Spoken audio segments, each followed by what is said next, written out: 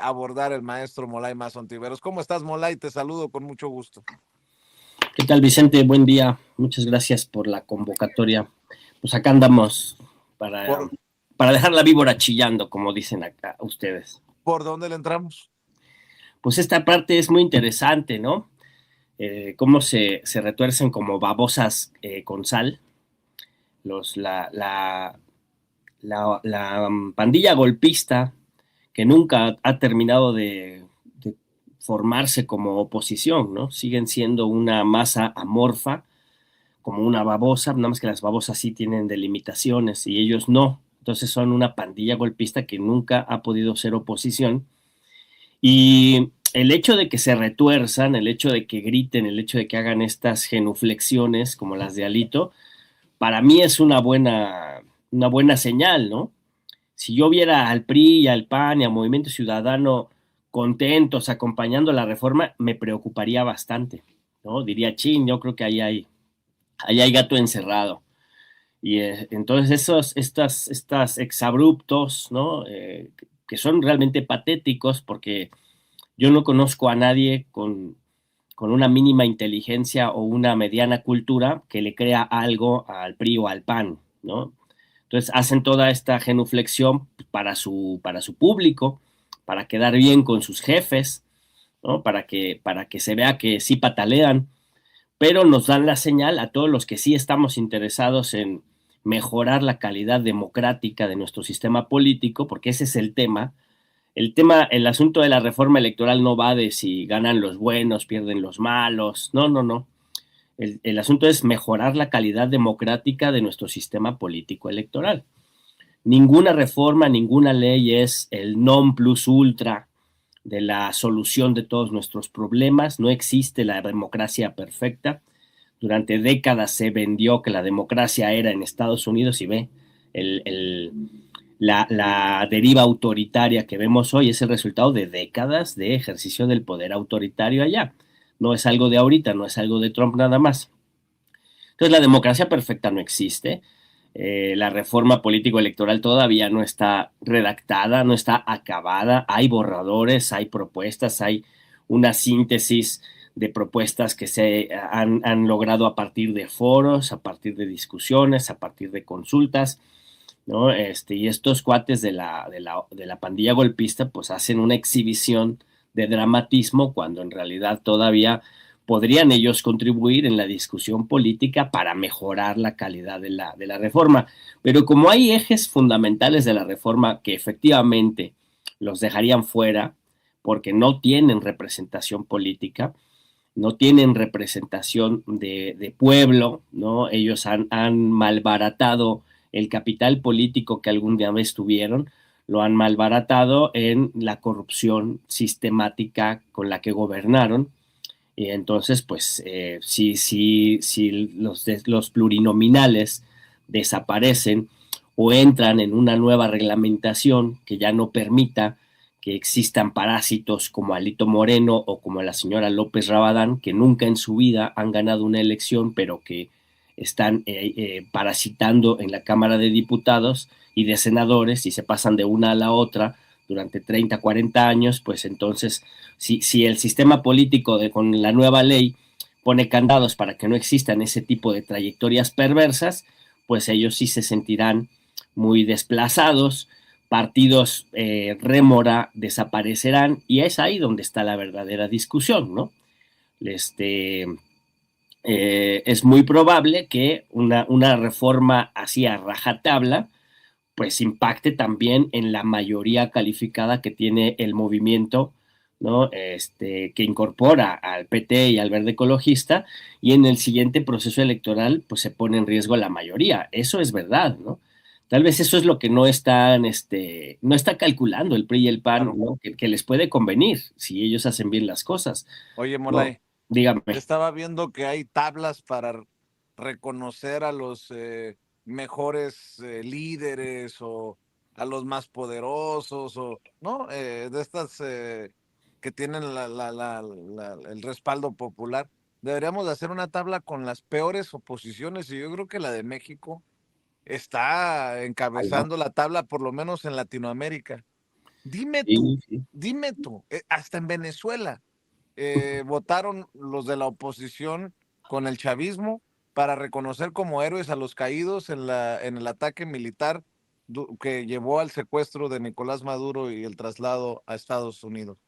En México, una y otra vez, y digo, ahora sí van a cerrar filas los de la oposición, al menos para quedar bien, no sé, y no hay una cosa que los lleve a cerrar filas con este gobierno.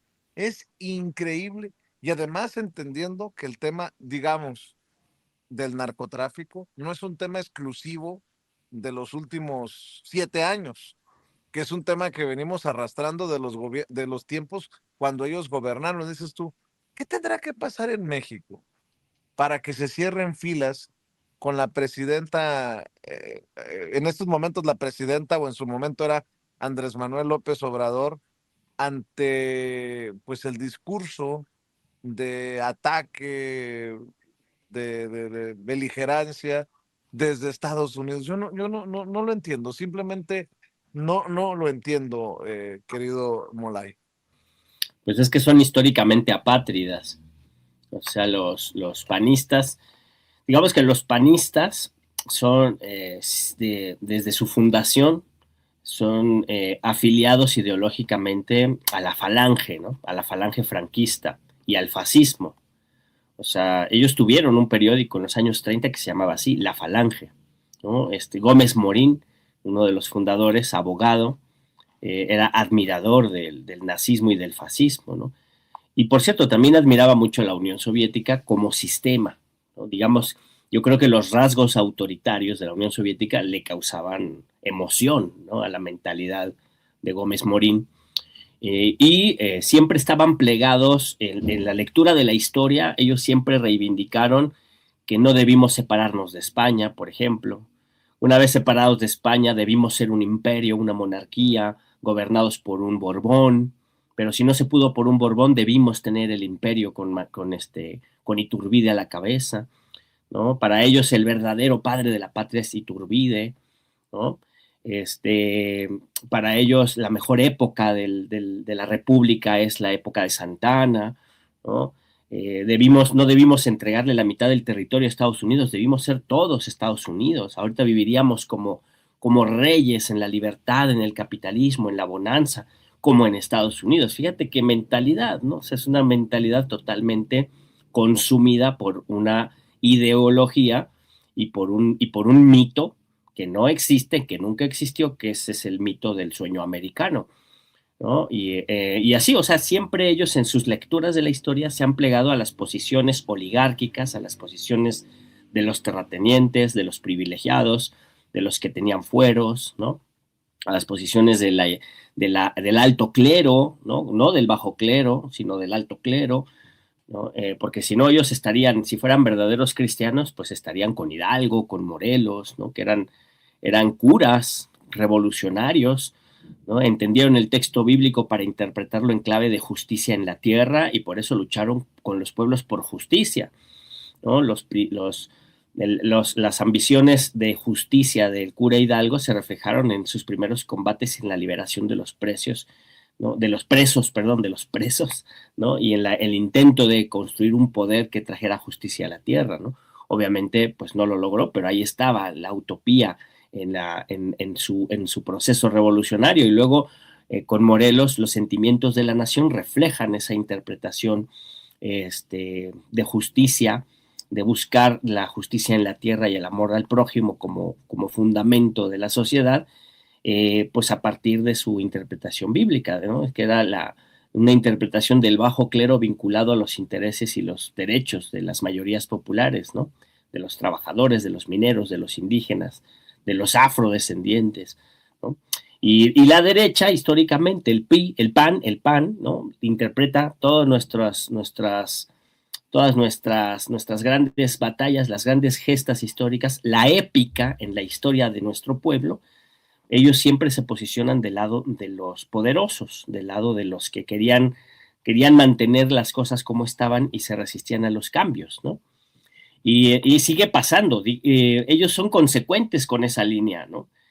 El PRI es más bien ahí sí una traición del proceso histórico que le dio nacimiento, que es el proceso de la Revolución Mexicana, ¿no? El surgimiento del Partido Nacional Revolucionario para amalgamar todas las fuerzas revolucionarias que surgieron de la guerra, ¿no? Y para construir un nuevo Estado bajo los planteamientos de la Constitución de 1917, pues se construye este Partido Nacional Revolucionario, que era un partido, que le pudiéramos decir hoy populista, ¿no?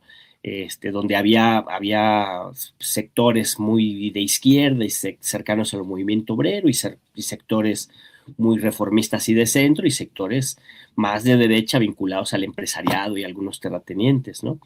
Pero todo el discurso era un discurso nacional revolucionario que buscaba la construcción de una soberanía y de una república que garantizara derechos por los que se luchó en la guerra revolucionaria, ¿no? Y ese proceso alcanzó su culmen con el gobierno de Lázaro Cárdenas, que intentó construir un Estado revolucionario y una redistribución de la riqueza y empoderar sectores del pueblo, tanto a la clase trabajadora como al campesinado, armándolos, incluso movilizándolos, ¿no? Aprovechó el movimiento obrero y la coyuntura internacional para la expropiación petrolera, ¿no? Que mucho se le debe al movimiento obrero más que a decisiones de la Suprema Corte o a Lázaro Cárdenas, sino que era la coyuntura internacional, el movimiento obrero emergente y en la comprensión del general Lázaro Cárdenas que era el momento de expropiar el petróleo, ¿no? Pero de ahí para acá, luego del Miguel Alemán, vino un proceso de corrupción del Estado postrevolucionario, construcción de un Estado autoritario que favorecía siempre a los ricos y nada más a los ricos, como lo hicieron los gobiernos anteriores de la revolución, ¿no? Y viene todo un retroceso. Pero es en 1988, justamente después del fraude electoral, donde a partir del gobierno de Carlos Salinas de Gortari, el PRI adopta el programa liberal del PAN, ¿no? Y surge lo que Andrés Manuel López Obrador llamaba el PRIAN, ¿no? El PRI traiciona todos sus principios originarios, todo su programa originario y se convierte en un partido neoliberal.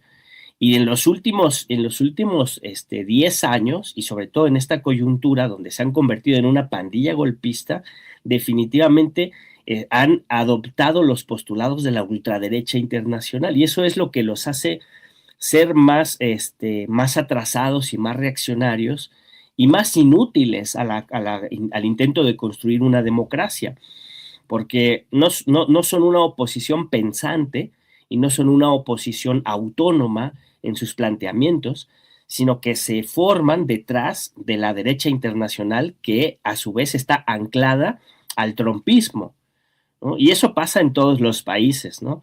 Estas ultraderechas o las derechas que no encuentran un discurso propio, que no alcanzan a articular ideas originales, se pliegan a donde está el hegemón económico, que es en este caso Donald Trump, ¿no? Y mal favor se hacen, ¿no? Porque se ponen detrás de un sujeto que es demostradamente una persona incapaz, delirante, una persona insuficiente, pero con una ambición desmedida y con una megalomanía brutal, ¿no? Pero es un corrupto, o sea, fundamentalmente es una persona corrupta, es un ladrón, ¿no? Es un violento, y es un hombre que está, por un lado, condenado, acusado y juzgado por delitos sexuales y investigado por otros delitos sexuales en las que están en las listas Epstein, ¿no? En los archivos Epstein están documentados, ¿no? Entonces, esta derecha, ¿no? Que han conformado el PRI y el PAN, Movimiento Ciudadano intenta desvincularse justo de esta alineación perversa, flaco favor se hacen porque se están alineando a una escoria auténtica que es lo peor que ha dado la civilización occidental en el siglo XXI y va a pagar las cuentas. O sea, de lo que no nos debe quedar duda es que va a haber consecuencias y se van a pagar las cuentas de todos los abusos y las tropelías que está haciendo Donald Trump en este momento, tanto a nivel económico como a nivel de los derechos humanos, como a nivel de su corrupción, como a nivel de la violencia que está ejerciendo contra otros países, como Venezuela, como Nigeria, ¿no? Eso va a tener costos políticos. Y para la derecha mexicana, o lo que queda de esta pandilla golpista, yo no creo que le signifique votos, ni creo que les signifique confianzas de ciudadanos mexicanos, ni creo que les haga crecer su influencia alinearse al trumpismo. ¿No? No, la verdad tengo serias dudas al respecto. Creo que es un muy mal cálculo y es una muy mala apuesta alinearse con la CEPAC, alinearse con las, sí, con estas think tanks, ¿no? Que les llaman ahora todos estos grupos ultraderechistas alineados al trumpismo. Pues yo creo que es una mala apuesta y forma parte del raquitismo intelectual y de la limitación conceptual y de la ausencia absoluta de una inteligencia, de una racionalidad y de una capacidad reflexiva de los dirigentes del priato y del prianato, los dirigentes de esa cosa, de esa masa amorfa, de esa amiba política que hoy es la oposición mexicana. Eh, ¿Será la peor oposición del mundo? No lo sé, pero sí es por lo menos de las más estúpidas, ¿no? Totalmente. Oye, y a nivel internacional, ¿cómo ves el tema Trump? El tema Trump que nos tiene que ocupar porque pues Trump es el que encabeza estos dichos sobre posibilidad de ataque militar en México, sobre esto de los cárteles controlan México, no gobierna Claudia Sheinbaum, y es el que a diestra y siniestra está abriendo frentes a pesar de que diga que es el presidente de la paz, que ha parado 8 guerras y media, la realidad es que por Trump el mundo está con las parado de uñas o de pezuñas, si me permites la expresión. ¿Cómo ves todo esto, mi querido Molay? Sí, yo creo que el mundo está bajo ataque. Yo no me preguntaría si ya estamos en la Tercera Guerra Mundial o es una Guerra Fría 2.0 o vamos hacia la Tercera Guerra Mundial. No, yo no veo el escenario de una Tercera Guerra Mundial, o sea, más bien estamos bajo ataque, ¿no? Los pueblos del mundo estamos bajo ataque. ¿Quién nos ataca? ¿Trump? No, en su forma es Trump, pero en su esencia es el imperialismo, que es una fase del capitalismo en su vorágine de acumulación, ¿no? Entonces, el capitalismo que se nuclea en el centro imperial, que es Estados Unidos en este momento, ¿no? Lanza una política global neocolonizadora. Y esa política global neocolonizadora requiere del terror, requiere de la violencia y requiere de la ocupación y del despojo. Y eso está echado a andar. Y está echado a andar contra los pueblos del mundo, contra las clases trabajadoras, contra los campesinos, contra los trabajadores del mundo, contra las amas de casa, los abuelos, los niños, ¿no? Y tiene sus distintos escenarios de ataque. Uno de ellos, el más brutal, es Gaza, no nos quepa la menor duda. Y este ataque y este despojo se ilustran muy bien con lo que ustedes decían hace rato, ¿no? El asunto de destruir Gaza, de asesinar a un pueblo entero y luego convertir esos terrenos en negocio, en negocios para los ricos, ¿no? Entonces el capitalismo no es una entidad abstracta, el capitalismo son los ricos, los beneficiarios de la explotación, los beneficiarios del saqueo. 500 hombres que reúnen 2.5 billones de dólares, encabezados por uno que se va a convertir en el primer trillonario de la historia, que es Elon Musk. Esa pandilla de enriquecidos, de favorecidos por el sistema global capitalista, son los que están atacando al planeta entero, a los pueblos del mundo.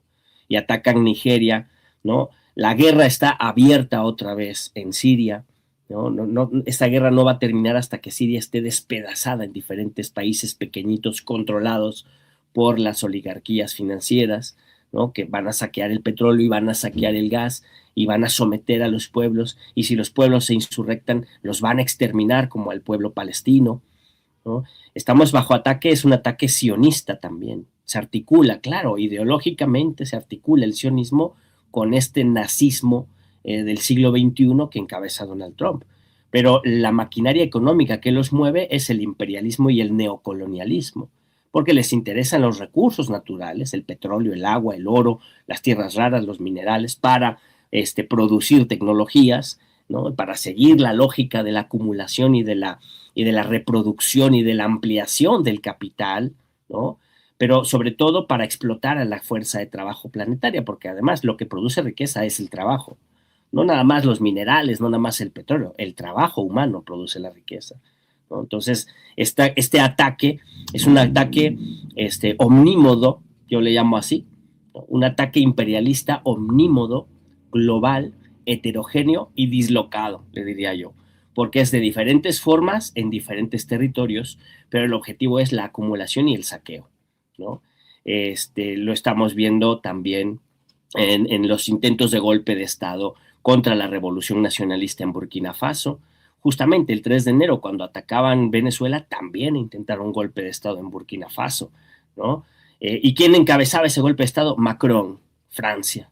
Tan imperialista los gringos contra Venezuela como los franceses contra Burkina Faso, porque está el oro que quieren seguir saqueando de África, ¿no? Y el ataque contra Venezuela, ¿no? Esto nos demuestra ese ataque en contra de los pueblos en América Latina, ¿no? Pero ese ataque ya estaba echado a andar con el bloqueo a Cuba, con el genocidio a fuego lento que le imponen a Cuba, ¿no? Para tratar de destrozar el país, para tratar de destrozar la revolución, para convertir a Cuba en un país como Haití, ¿no? Porque Haití la destrozaron también porque se atrevió a ser el primer pueblo en liberarse del colonialismo europeo. Y es un castigo histórico, transhistórico, el que se hace contra Haití. Y eso se quiere hacer contra el pueblo de Cuba, ¿no? Y entonces ahora se amenaza con aumentar la violencia contra el pueblo de Cuba, con bombardearlo, con destruirlo, ¿no? Y se amenaza a México, y se amenaza a Colombia, y se amenaza a Brasil, ¿no? Pero esas amenazas, sí, son amenazas de intervenciones militares, pero ya hay intervención, ya hay intervención. ¿Dónde está la intervención? Pues la intervención electoral en Argentina, ¿no? La intervención electoral en Bolivia, la intervención electoral en Honduras. Ayer se instaló un estado de excepción en Guatemala, porque hubo pandillas del crimen organizado que empezaron a hacer madres en los reclusorios. ¿Casualidad? ¿Coincidencia?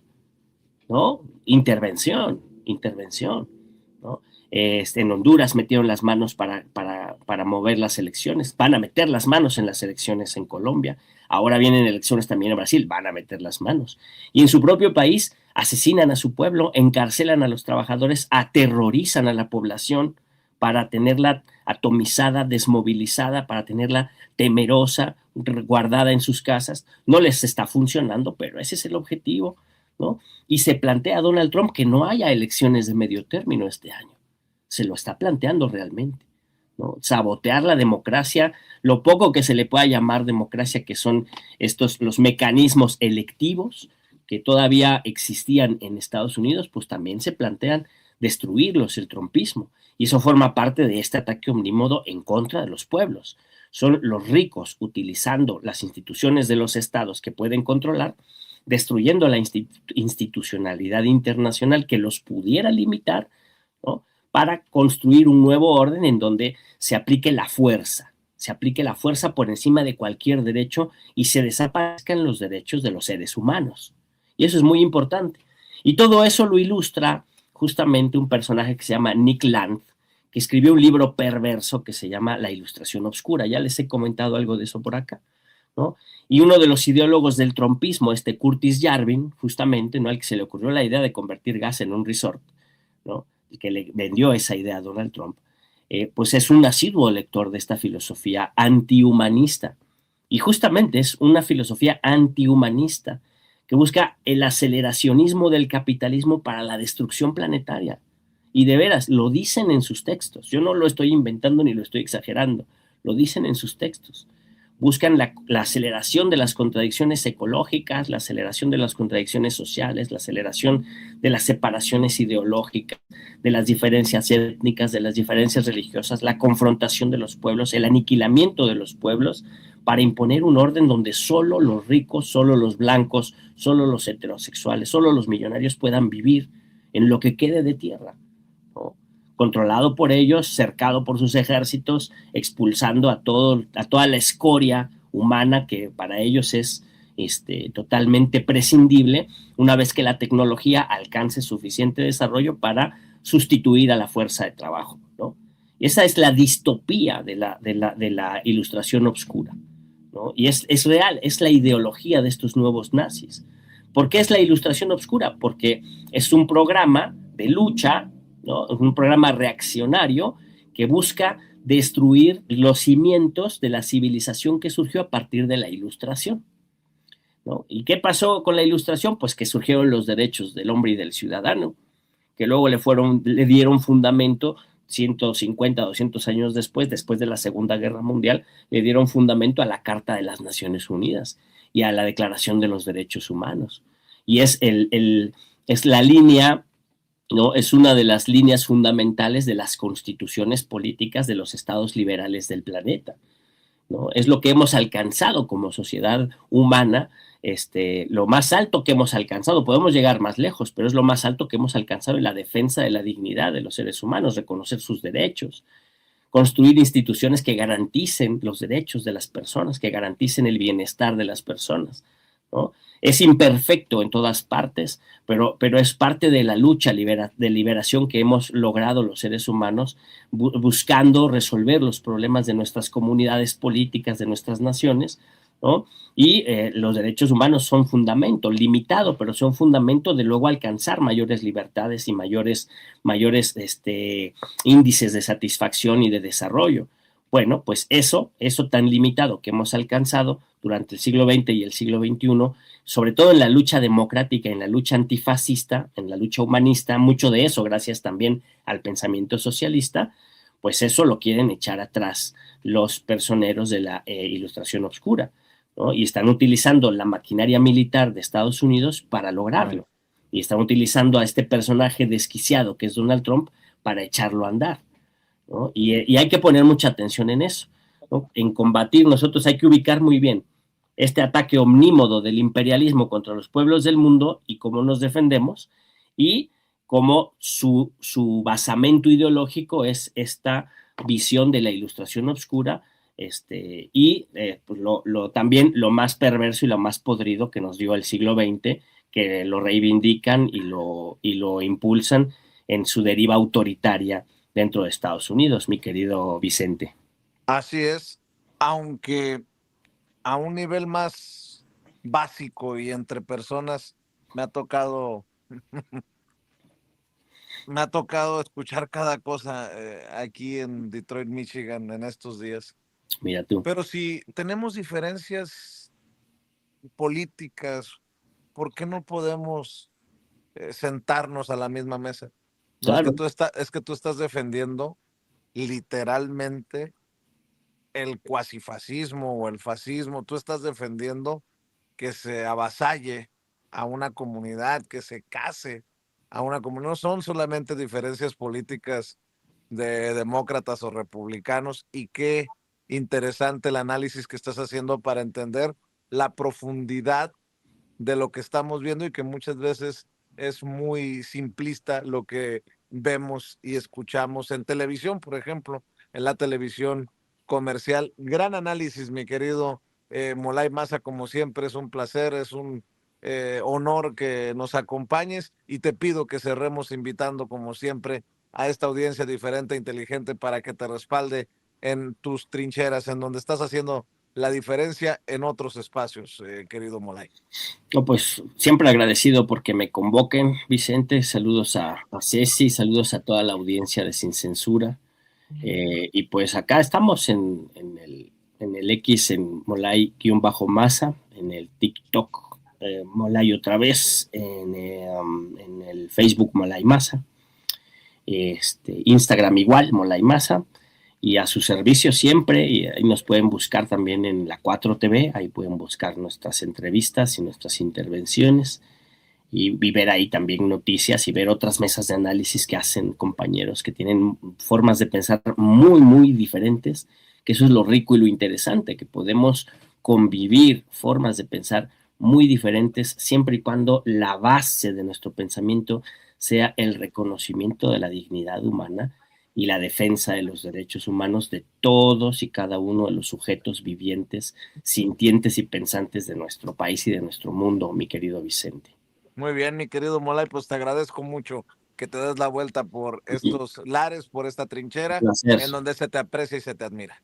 Gracias, hermano. Hasta luego. Cuídate, es Molay Maza Ontiveros, el maestro Molay Maza Ontiveros, historiador, analista y amigo de este espacio libre como el viento. Y de amigos a